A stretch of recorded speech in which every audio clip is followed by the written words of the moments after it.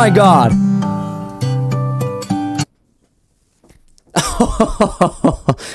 I'm already blown away. So first of all, I know the intro very good, but I didn't know he would use the...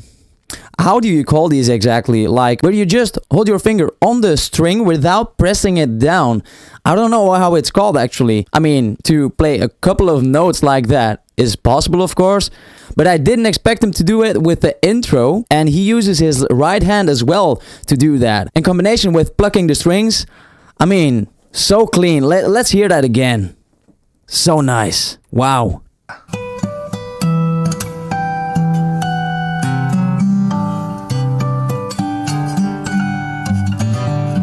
Coming right out of the gate with the harmonics.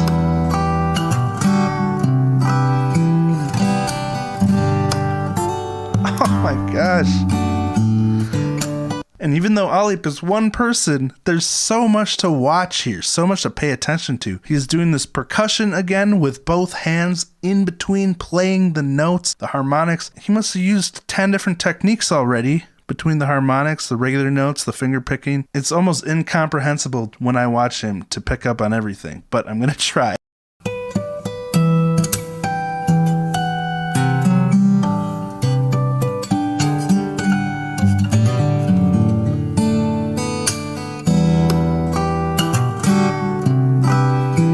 Oh yeah.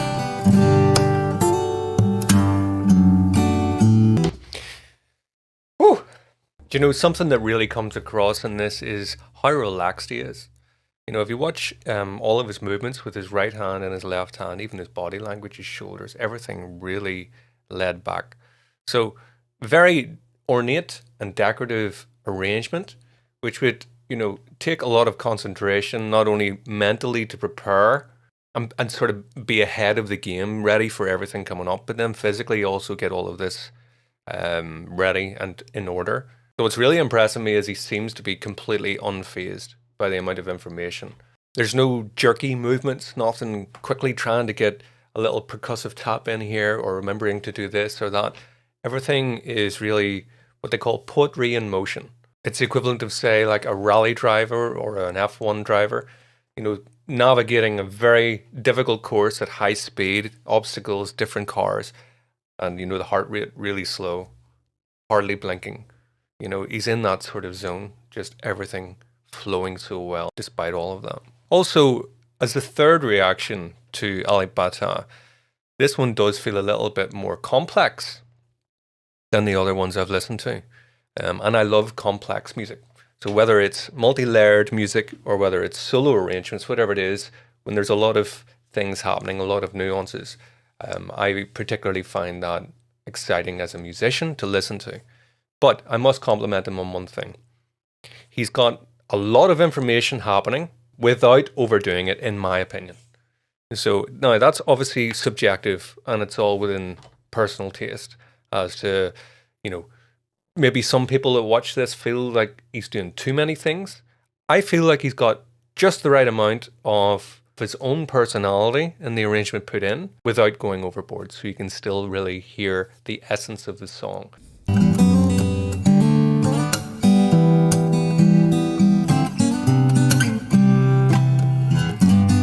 That was on purpose, I think. Yeah, you heard that? That was a little less of a bassy sound when he strummed higher on his guitar. And the couple of notes that he strummed just before that on the first and second string, I believe, but it was kind of muted. I think he held down his hand to keep them muted when you play it, that the sound doesn't long out, that it doesn't stay there, so it's muted right away. But I think that's on purpose as well. Nice downstrum. Nice tapped harmonic. Oh my gosh.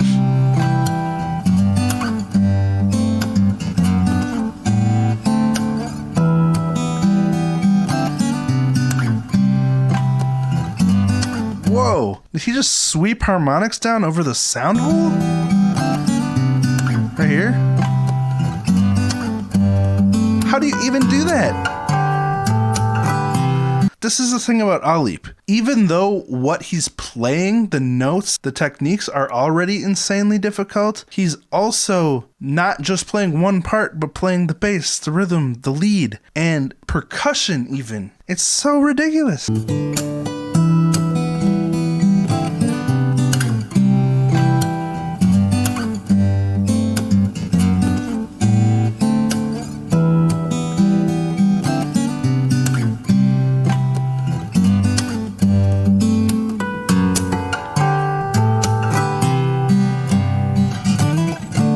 I do enjoy some of the raking that he's doing, you know, which is this sort of technique across. I'll grab the guitar. So he's got this thing where he's raking across the strings like this here and hitting harmonics, you know. This kind of thing where you're fretting the note, say there, which would be a D, and then playing the octave above that. So you can kind of get... It's the immediate place that my brain went to whenever I sort of see these kind of octave harmonics happening.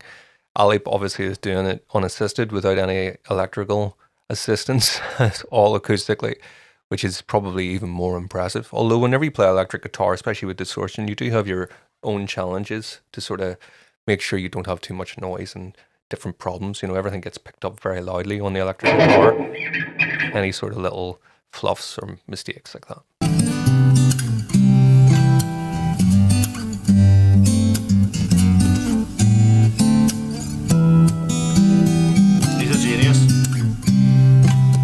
Wow!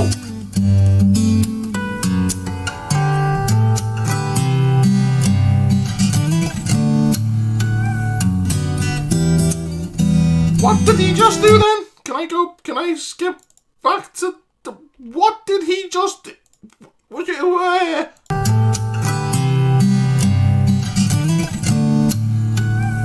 Oh, you fucking talented bastard!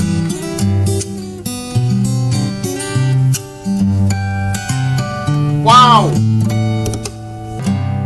And the bridge. What? How did he do that? How did he do that? I want to see that again.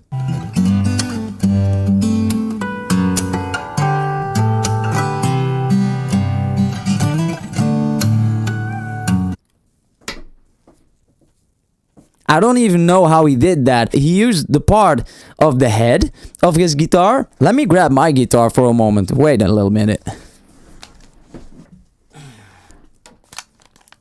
So he used part of the head of his guitar where the strings are attached right here. That's what he used, but I'm not sure how he did that.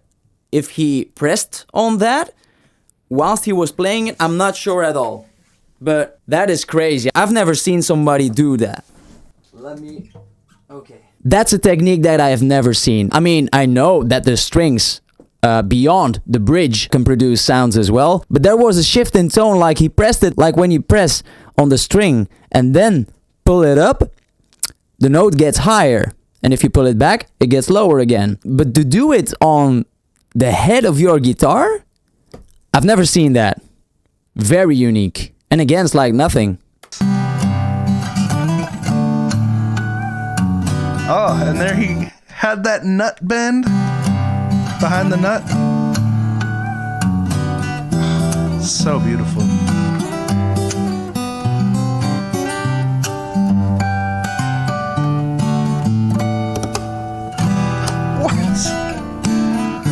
That was really cool too. Used his fingers and hand to get different sounds out of the guitar. Right here. Ah.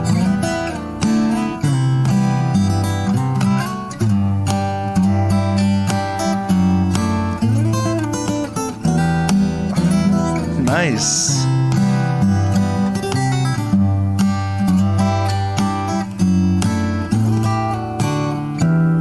Very classical guitar vibes there with that fast finger trill picking. Beautiful.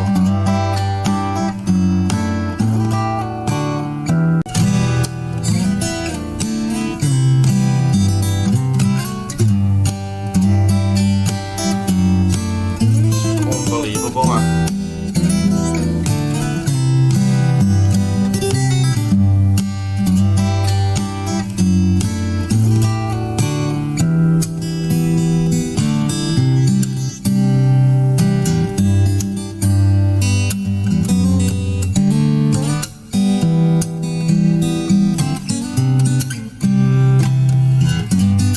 guy's a genius.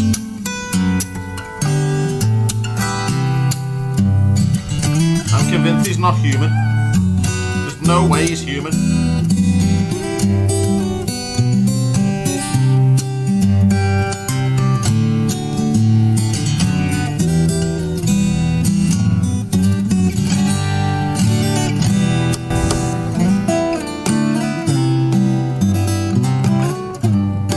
The sliding of his chords. Oh! The sliding of his chords, it seems easy, like everything that he does seems easy, but it's so difficult to be so precise. If you slide chords, first of all, you have to be able to exactly keep that position in your fingers whilst you slide over the strings, but you have to know exactly where to stop. So you're in the correct position. If you're a little bit too far, you could be at the next fret, which will be terrible in sound. If you're not far enough, then the strings might vibrate too much, which will not sound clean. And it's so difficult, especially if you have to go very far down the arm. Man, sorry to pause that much, guys, but I mean, there's so much to say about this.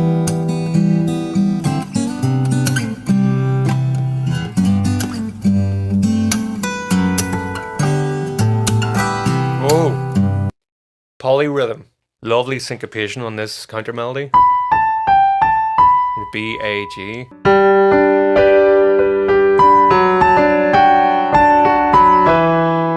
Great groove on that. I think that's what it is. So chord progression there, I think, is G. Should be a D chord with an F sharp bass. Da da da goes to C. Listen to that counter melody. Da da da da da B A G A P. See if I can play along with this.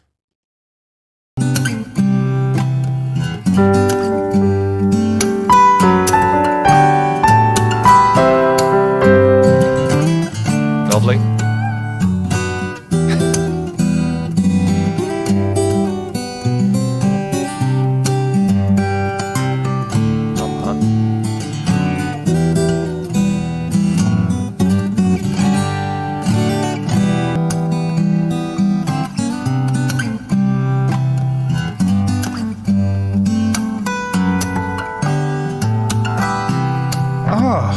Those harmonics were even like off beat there.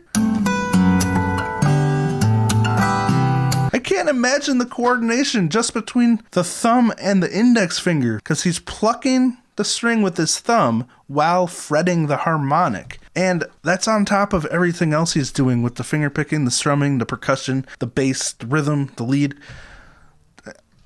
How does he keep it all straight? He must have like 10 brains.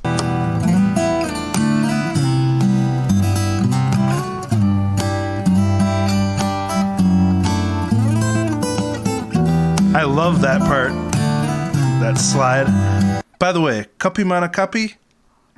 I just gotta say before this is over, Linkin Park with this song created their own beautiful work of art, a masterpiece in their own way. It was their style, their really cool fusion sound, their powerful emotional lyrics. But this version, even though those lyrics are stripped away, the story is stripped away, all the fusion elements are stripped away, and it's all just done on an acoustic guitar, it's become its own work of art, completely separate from the original. There's so many things to appreciate from both versions, and that takes so much talent to be able to take a song that exists and throw away all the elements besides, you know, the melodies and the chords and everything, and still make it a beautiful work of art. And it really shows how beautiful the original melodies were.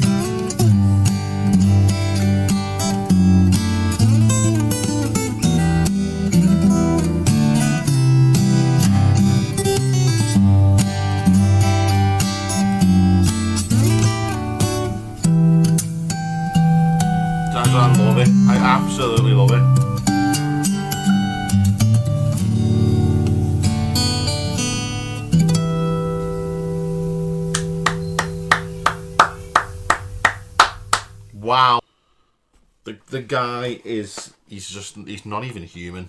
He really isn't. That slide, hammer on, pull off, fucking bend past the... What even is that? I guarantee I could not do that. It's the chord progression, the slide down, and it was a hammer on, pull off, bend past the nut and tap again. It's just unbelievable. Like, I could literally sit and watch his channel and nothing else for the rest of my fucking life. He is absolutely just genius. He's an inspiration. He makes me want to practice more. He makes me want to get better. Like, the guy is just something else. Really, he is a special talent. And I don't think I've ever seen anyone play an acoustic guitar the way he plays it. Especially not on that fingerpick style anyway. I've seen a lot of the classic Spanish style guitarists and they are unreal, but he just puts a totally different spin on it. And like, he plays the lyrics. He actually plays the lyrics as well as the backing track at the same time. Like, he's technically playing two parts on one guitar. It is just insanely good.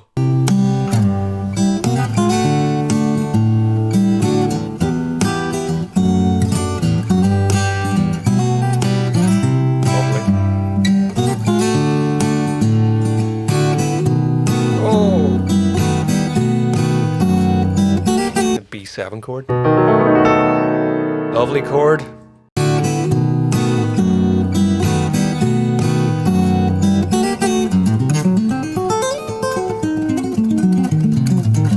What? That sounded like a diminished run.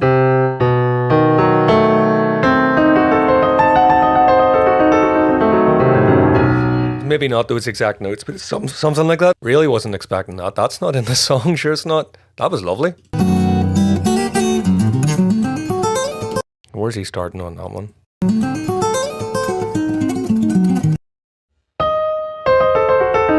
Yeah, so I think he's playing an F sharp diminished chord. He's got something like this,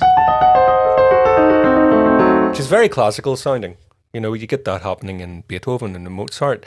I think you can find that in one of the Beethoven piano sonatas. It's not coming to me off the top of my head. It's this type of thing. Where we get something like this. Bam, bam. Is it the hammer clavier maybe? Can't think of it. Okay, let's push on.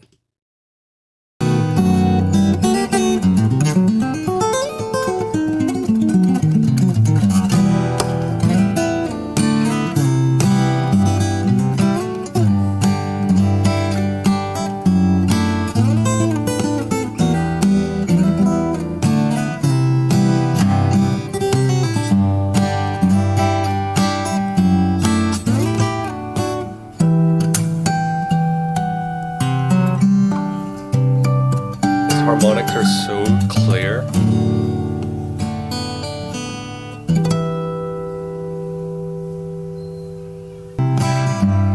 That classic hammer-on from Alip.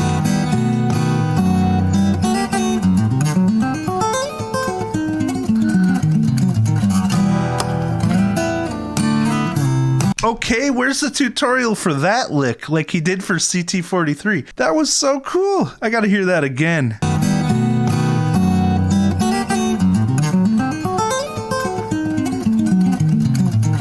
Playing the root and the minor note, and then you're walking up to its dissonant note between the fifth and the fourth, that dissonant note that sits right up there, and you're doing the minor of that one, and then you keep walking up in a dissonant way. I'll just do a quick demo of what he just did there. It has such a cool sound, because I actually used this technique in one of my original songs. That sound, it's just such a cool interval. You're combining minor with dissonance and making such a unique sound. It feels weird, but it sounds awesome.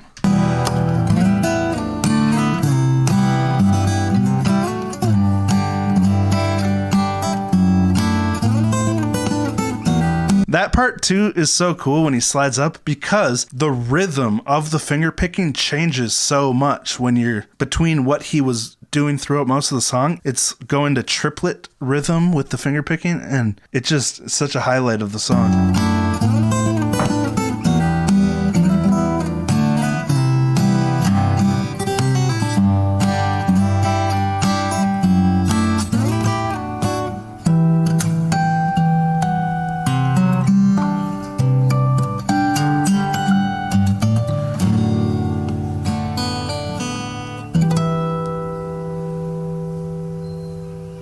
Wow, that's beautiful. What?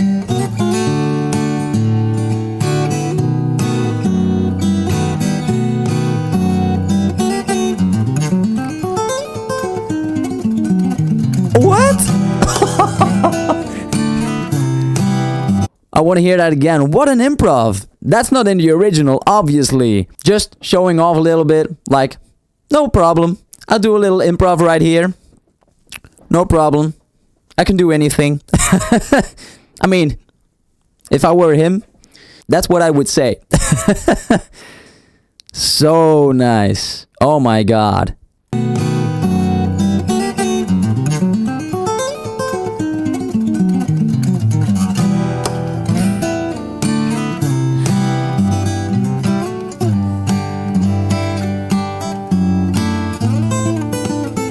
Again.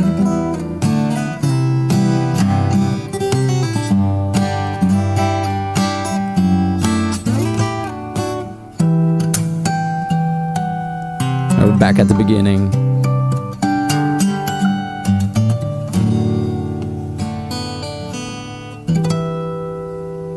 Yeah. He's incredible. And this one even impressed me more than the last one.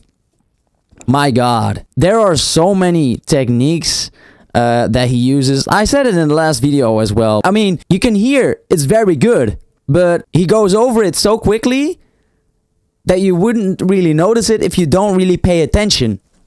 There's so much little stuff in there. These little touches and extra techniques in that doesn't need to be there to be good, but which makes it like next level, makes it also like 10 times harder to do. It's something extra that you have to add and something extra that you have to pay attention to. Not only is it an extra technique, but it's also, you have to include it in the rhythm, in between the voice, in between the bass.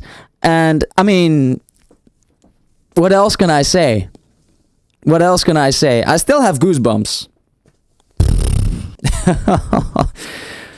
I think I'm becoming an Alipper myself.